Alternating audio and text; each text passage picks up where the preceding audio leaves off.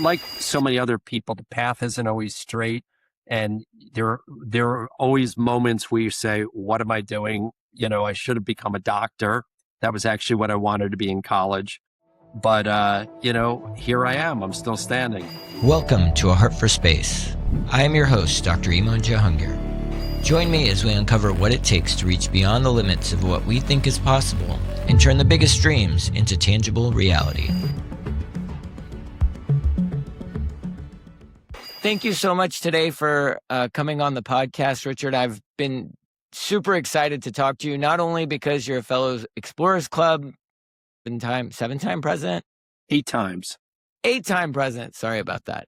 But also just your story and your history. So I guess the first question I'm going to ask, and then I want to hear kind of how you got where you got, but if you were going to introduce yourself to someone who had never met you, like at a dinner party or out, what would you tell them?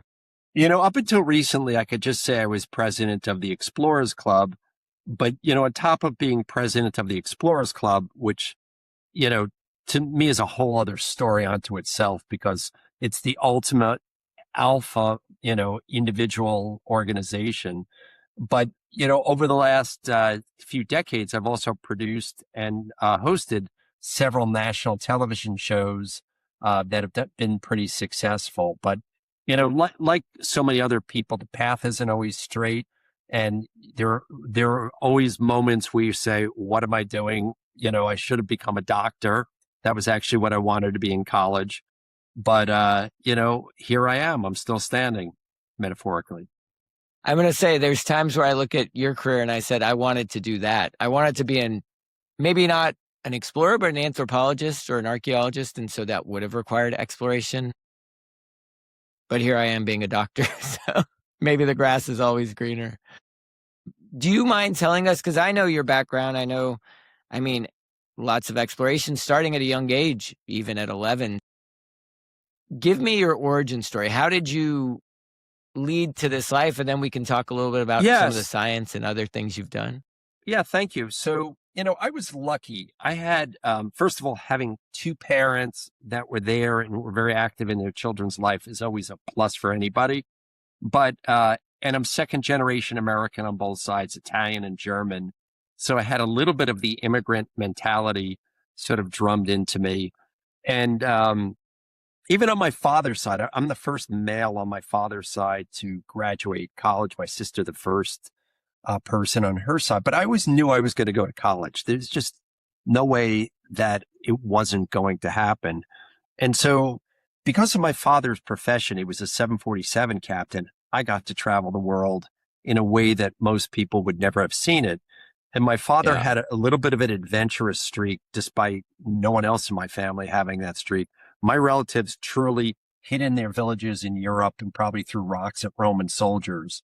And so at a very young age, there weren't a lot of kids in my neighborhood, but we grew up on the Stony Brook Harbor on Long Island, and I had acres and acres of waterfront that I could just wander by myself with my dog, build things, look for things.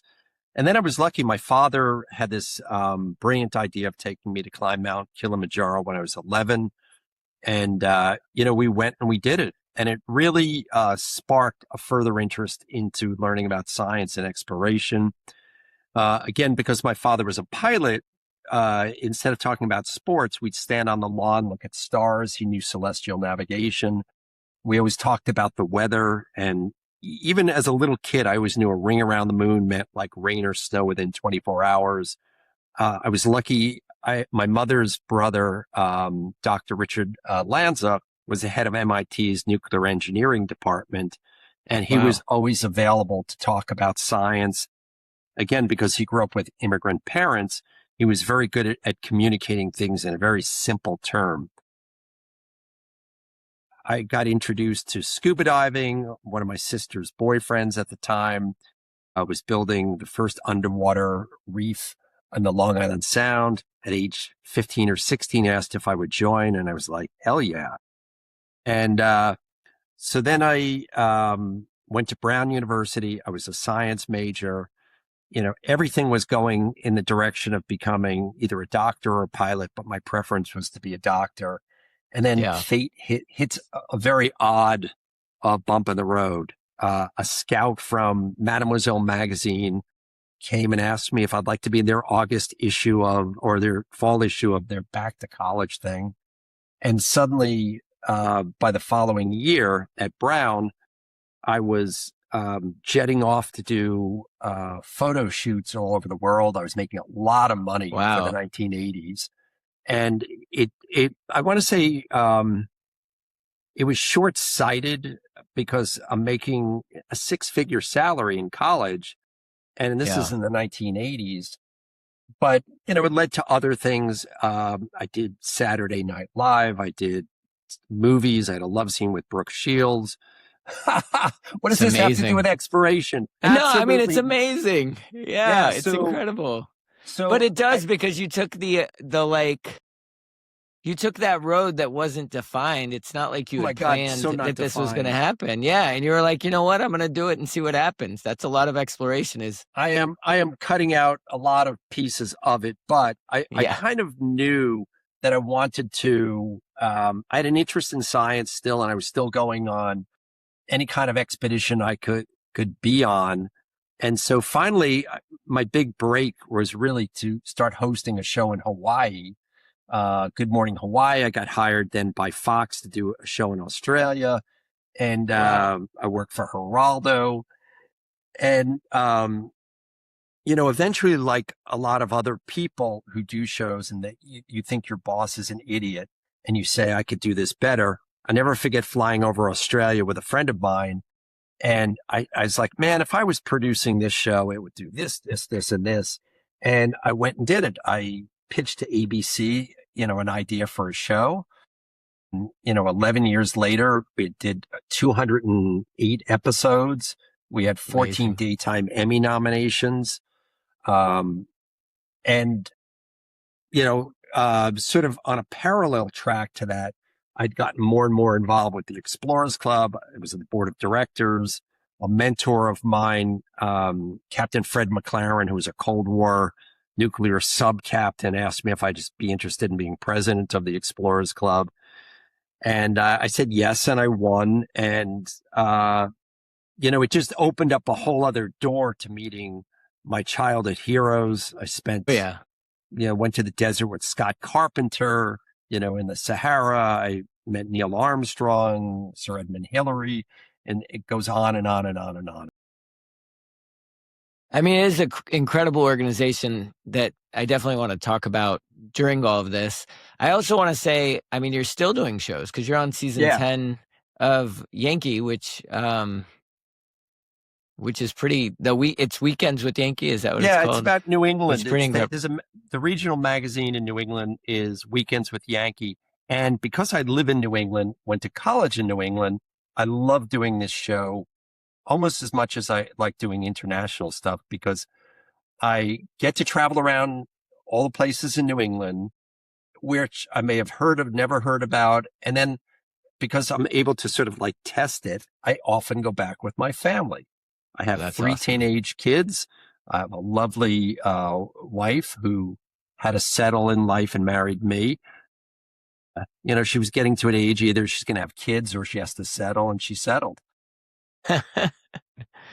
That's good. I mean, I was watching one of your recent episodes, and you guys were with the Clam Man, and then also your partner on the show, I Amy. believe her name, Amy Yep, Traverso. Amy. She was doing lobster rolls, and I was like, that was my favorite part of living in New England, was the lobster rolls by far. Well, I don't know when this is airing, but for Mother's Day this year, I had couldn't get a reservation, so we ended up making lobster rolls at home. Had it on I live on a river, and we had lobster rolls. And I got the lobster roll recipe from filming Weekends with Yankee. So That's awesome. even though Amy does most of the cooking segments, I actually take a lot of those recipes and I make it at home. I like cooking. Very cool. Now you told us your story, and I know that you made it sound easy. I went to this place and then that place, but as far as I understand, it's not easy to build a career kind of like you had, even if it's with that initial breakthrough. And so I imagine that a lot of your experiences were shaped by your ability to persevere as things became difficult or uncertain. You know, you didn't take that like stable route of becoming the doctor. Experience was the one that really required the most perseverance or shaped you to be like, okay, I can do this. I can do the hard things. Maybe it's just being 11 and climbing Kilimanjaro with your dad. I mean, because that's pretty amazing right there, right? To teach your son that you can do that at a young age. I mean, I always had unrealistic dreams ever since I was a kid. And I remember, watching the Olympics and saying, wow, wouldn't it be great to be an Olympian? And so Yeah. in junior high and high school, I was like an avid pole vaulter, and then I became a javelin thrower. And I eventually got into college for it. But, there's an example of, people say chase your dreams, but sometimes, I think rich people say chase your dreams because your dreams don't always pan out. And being an Olympian didn't pan out for me. And then, when you look at somebody's resume, you look at my resume and you go, wow, this guy's had a really successful life, but Yeah. it is so checkered with failures. And I think that a defining term, or it's not how you stand on the summit of a mountain with a flag beating your chest. It's how you Yeah. pull yourself out of a crevasse.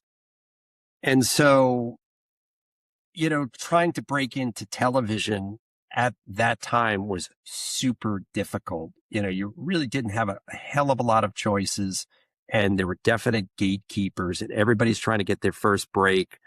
And there was really just so much perseverance on my part. And, part of it's serendipity, and part of it of these things you set into motion at a young age. I mentioned that, Yeah. my parents were very present, but they were also had expectations of their kids to be at a certain standard. So I always had Yeah. a high standard for myself. And I think so much of the good things that happened to me is because I was motivated to be a straight A student, just because I didn't like the idea of being a B student, not for a love of learning. And so I had a base. And then so when I went to Brown, that was validation of I had a certain degree of intelligence. I had a science major.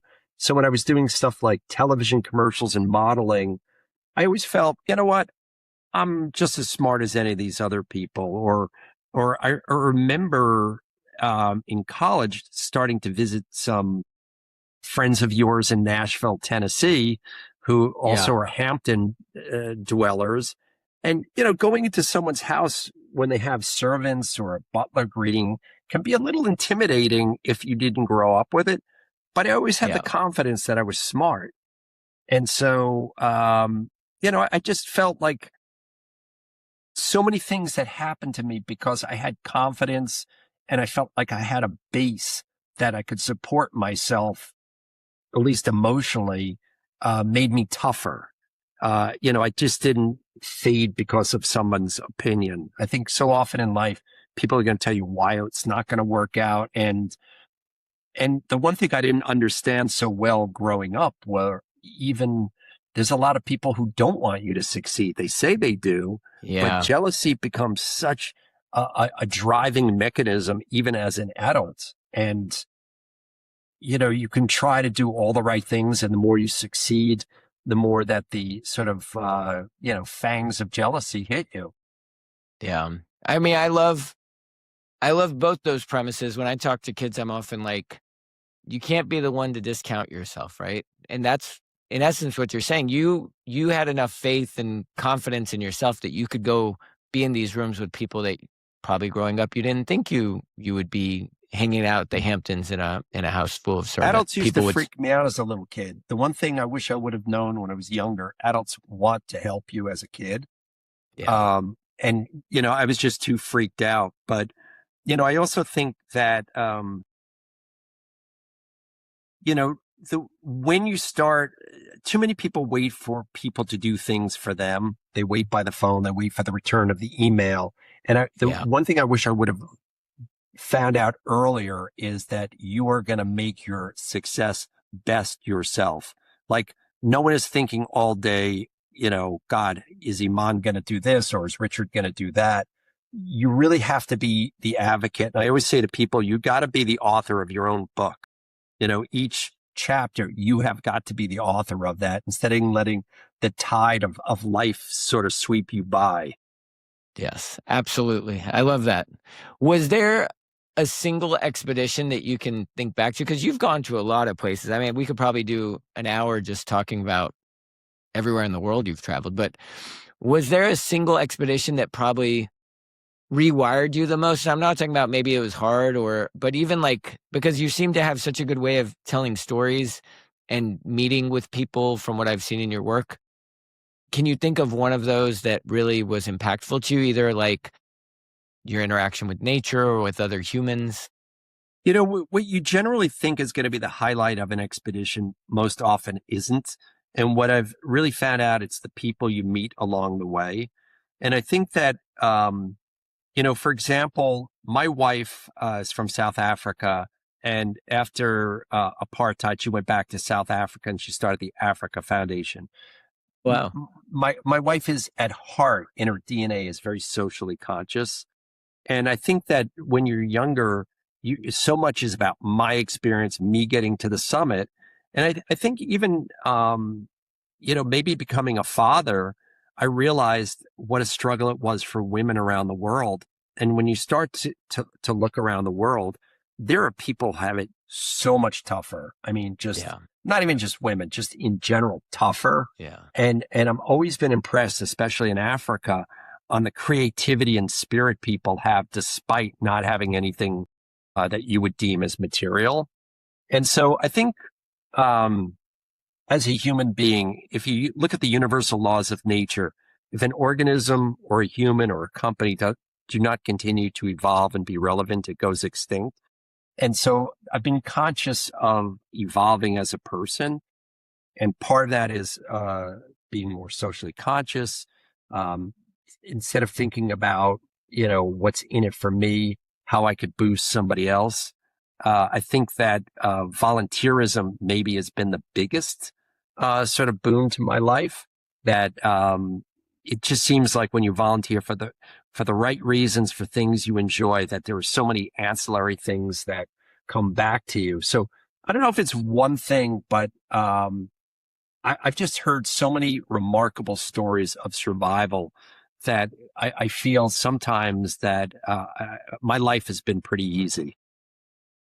And you brought up the idea of you have to stay relevant or you go extinct. I mean, your show, Weekends with Yankee, has been on for 10 seasons now. I mean, that's a long time in this industry. What do you think it takes to sustain that kind of passion, creativity, purpose over the length of time? Because you're right, you're also focused on New England. So it's a show about a very specific part of this country. So how have you maintained that and continue to maintain that? So the people who produce Weekends for Yankee, and I can say that there's been a few people that I've worked for that I really thought cared about the subject and cared about the employees. Believe it or not, Geraldo Rivera might have been one of the best bosses I ever had. Whatever you think of him on air, he was actually a decent guy to work for. But the people from Weekends for Yankee, they're all New England people. They care about New England. They're nice people. And, I found that the collaborative process there is pretty good too. I think that, they really care about New England. They care about their community. They want to portray it in the best way. And because they didn't come into this as traditionally trained TV people, they've been, open to more things. And I've always been appreciative that they've respected my producing skills and that they let me just do whatever I want sometimes. But they love New England. They truly love. And I think when you do anything, if you come at it with that passion and love, it's, even if it's the idea is a 6 out of 10, because you love it and you're invested in it, it becomes a 10 out of 10.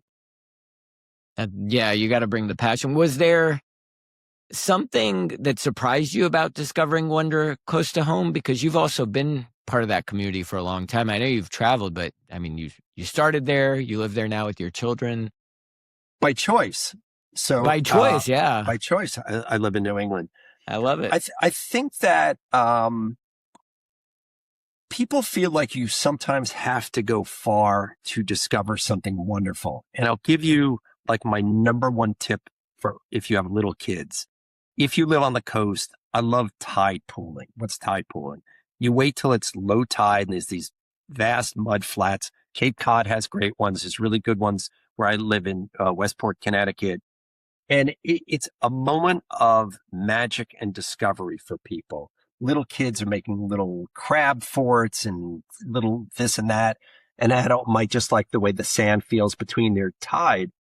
But because it's so momentary, and I know in Cape Cod near Brewster, because the sand flats are like a mile or two, people plan their activities about, they'll go out and have drinks there. Kids are, kicking a soccer ball. And so it's so simple in its premise, but every time you go out there, you're so happy because, it's just the shimmering sand, the water running through it. And then after an hour, it's all gone. And so I love tide pooling. I've always been fascinated by Mount Washington in New Hampshire. It's, one of the worst weather places on earth, which is crazy if you think it's only 2 hours from Boston and it's only 200 feet high, and it's had wind gusts of 231 miles an hour. So I've actually gone there with a lot of my friends who are Everest summiters, and we've been turned back because the weather's been so bad. I was going to say that's worse than Antarctica sometimes. 230. I mean, that's wild. It is a crazy place. And I challenge your listeners or viewers on a winter day when they think it's really bad where they are, go to the mountwashington.org website and check out the hurricane force winds and the wind chills that are triple digit. That's wild. Now, you mentioned that you were president of the Explorers Club 8 times. For listeners who don't know about it, what is the Explorers Club and why does it matter? Yeah, so the Explorers Club is a 124-year-old organization that was started by a bunch of dudes at that time trying to be the first to the North Pole. And when you walk into its clubhouse, which I always say is like Harry Potter's Hogwarts for beautiful. Adults. Yeah, it's a magical place. I took my son and he was like, what is this place? Yeah, he thought it was amazing. Oh, it's amazing. There's a sign when you first walk in and it says our members are the first to the North Pole, South Pole, on top of Everest, down to the Marianas Trench, which is the lowest point on Earth, and first on the moon. Yeah. And I remember my very first time walking in there in 1980s, and I was going to a public lecture, and I could see the members lounge, but I could hear people talking about Amazonian spear tips or about walking in space. And I thought, this is my tribe. These are the people that I want to hang out with. There's an understanding that when they mention a certain place on Earth, that you're not asking, where is that or what is it? And people kind of get you. Yeah, that's amazing. So what would you what do you think the purpose going forward of it should be? Because we have stepped on a lot of these places, a lot of cool people. I guess what's the state of exploration today? I guess that would be kind of the bigger question, right? Someone says, well, we've mapped this out and we've done that and we've done all of this stuff. Like, what's next for exploration? I have thought about this subject a lot, and it's people, it's diversity of thought. And so during COVID, when I had a lot of time to think and go on long walks, I thought, we keep honoring the same people, Jane Goodall, Neil Armstrong, Buzz Aldrin, which are all worthy of being, celebrated. But I thought all of us, and Eiman, I know that you've had the same experience, that you go someplace, you're in Tanzania, you're on Kilimanjaro, you're in Nepal, and you meet somebody who's incredible. And you say, oh my God, this is one of the most incredible, wildlife people I've ever met. And generally you come home and that's where the conversation stops. So I challenged our members to break the mirror of self-reflection. And instead of saying, look at me, I wanted them to say, look who I found. And so we started this program. The slogan is the Explorers Club 50 people who are changing the world, that the world needs to know about. And I've been blown away by, who some of the people are. There's a woman who studied snow leopards in Nepal with a baby strapped in her back. There's a guy who jumps out of a plane with thousands of saplings strapped to him. They call him the Germinator, and he plants Wow. the Amazon. I was on Weekends with Yankee, and I met this woman, Susan Bauer, who started an organization called Old Ladies Against Underwater Garbage. She's Huh. 85, and she takes this troop of senior citizen women out diving in these ponds in New England and clearing garbage. So It's amazing. it's been satisfying for me to do the project. It's made the Explorers Club more relevant. I think that if we are going to champion the planet and animals and all sorts of things, you need a diversity of ambassadors who can do the messaging, not just an old white guy like me, but maybe a Nepalese woman or a woman from Cyprus or a Native American, because all of us identify with certain types of people, and not all PhDs or doctors reach everyone. So the more people who can communicate the message in a way that that population understands, it's the better for all of us. I love it. So it's exploration through understanding, really. I think so. And Yeah, I that's think there's beautiful. different ways in which we communicate exploration. It's not through the traditional boots in the mud. Yeah. Here's, for example, Amanda Gorman. She spoke at Biden's inauguration, a poet. Yeah. And I heard her do Earthrise, and this is before she did Biden's inauguration. And I called her up and I said, you described the Earthrise over the moon as from the Apollo 8 astronauts did in a way that is more meaningful to the fragility of Earth than I've ever heard a scientist explain it. And Yeah. so, that's an example of someone describing the human condition in a way that wouldn't be in a textbook scientist. Well, I think you're right. We've left the artist out of some of how we traditionally think of exploration, but they are such a key part of us humans understanding other humans, understanding our environment. I mean, it becomes such an important part of who we are, but it's not what we think of when we think of exploration. Well, look at it this way. There's 6,000 languages more or less spoken on Earth. Half of those are endangered, but there are universal languages: food, music, art, dance, nature, where I can be in Tehran, Iran, and I may not speak Farsi, but if we're sharing a meal, there's an understanding. We're looking at those beautiful snow-capped mountains, there's that same mutual feeling. And so there are ways we communicate with each other that aren't necessarily through spoken language. Absolutely. Now, on this podcast, we talk about pursuing dreams, often that seem unrealistic to others. And were there people early in your life who doubted you? Because, as you said, you were going a very stable path when college came, and then you had this opportunity and you seized it. And how did you stay committed to that vision that, okay, like, this is going to work out? I feel like confident that if day by day I go, I'm going to reach the summit of wherever you were, trying to reach. You know what? They're for sure. In fact, I remember interviewing for one of my first TV jobs in Nashville, Tennessee. And Hey, the woman, this woman came out and she goes, I've got to be honest with you. She goes, I don't think you have a career in TV. And so I was like, oh man, but I knew I could be better. I really did know I could be better. I was really so stiff at that point. I knew I could be better, and I had to figure out a way to get better. And people didn't have iPhones, and so it was hard to ever hear or know how you sounded on camera. And so, I got the only job I could get at the time was luckily in Hawaii, which isn't a bad first job.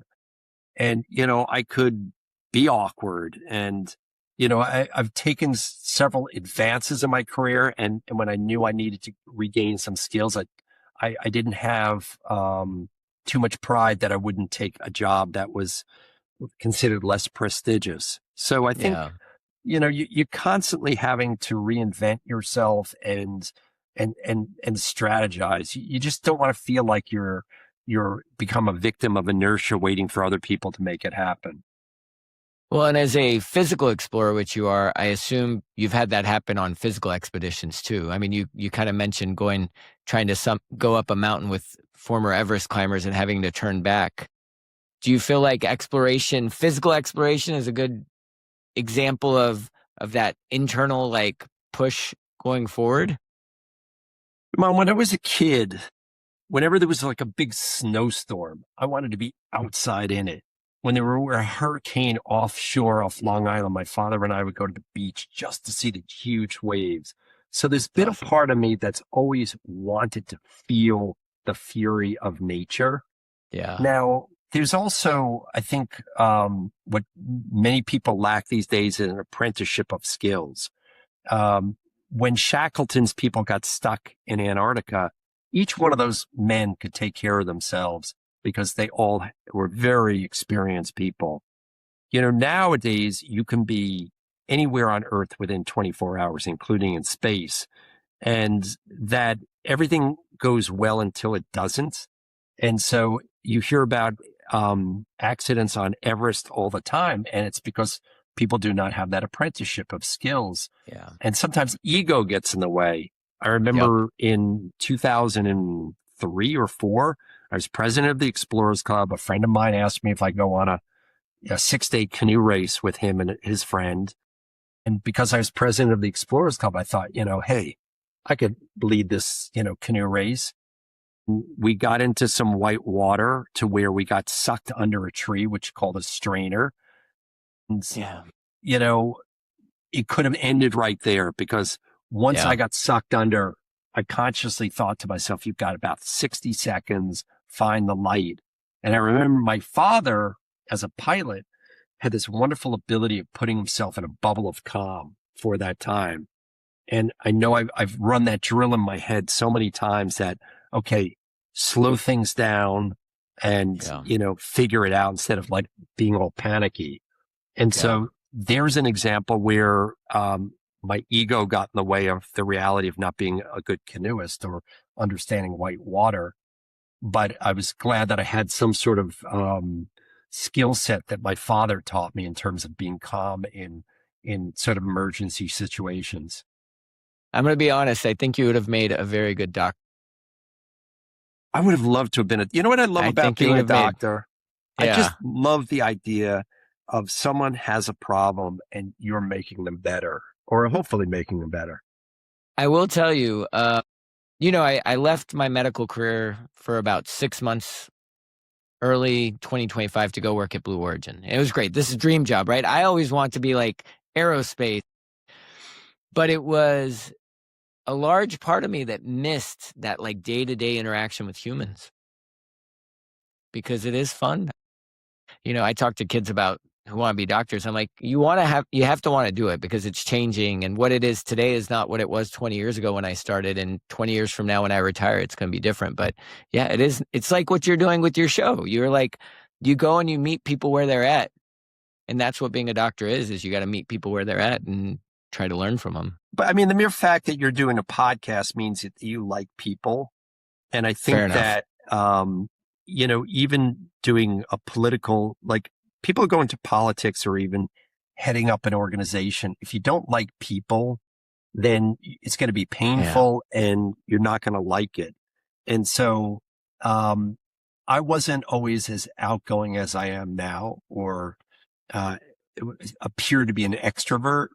I was really nervous. I was shy. I didn't know where I sort of stood in life. I had 3 older sisters. So by the time I started dating, I was like afraid of women just because my sisters had been so brutal to all their boyfriends that, it took me a while to get to where, I am. And it's through a lot of experimentation, but through it all, I've always liked the process of meeting sincere people. Yeah. I find now today in our political world, there's so many angry people, and I've made the conscious choice that I want to be around enlightened people. Yeah. And, I mentioned before that I, work with Yankee magazine on that TV show. They're all nice. I like talking to them. If it's even not about work and it's just something social, I don't mind calling up Amy Traverso because she lives across from my uncle in Yeah. Massachusetts. But just calling her up about something because I genuinely like her as a person. Yeah. And so I'm sure you found that in, medical practice, if you're constantly in conflict with people, man, it just so shortchanges the creative process. Yeah. And you're pre-thinking what I'm going to say if this person says this and that. And I just don't want to have to live in that world anymore. I agree. I mean, it comes up. I do a lot of speaking to different people, Yeah. colleges and lower, high school. And I've been invited to places which maybe the institution is not what I would ascribe to or like send my child to. But then I'm like, you know what? I should go and do it because I'm not talking about anything political. I'm talking about chasing dreams. And I like meeting people and I like meeting people that have different ways of thinking than me. So I agree. You got to do it and you got to try to keep the emotions out of it. Not saying be emotional, but just like the stuff that's triggering. Sometimes What's the number one question you get other than how do you go to the bathroom in space? I mean, I'm be a little honest. How long were you in space? And it's always so sad because it was a suborbital flight. You know what I find sad about that? Everybody I know, and I've known quite a few of people who've orbited Earth, Yeah. all of them talking, this, the overview effect. Yes. And when you talk to astronauts, they tell you it's the most meaningful thing that they've ever done because they realize that there are no borders on Earth and that every person that's ever existed is right there. And it looks a lot more fragile, all of those things. So I think, for me, the 15 minutes in space isn't as interesting as in orbiting.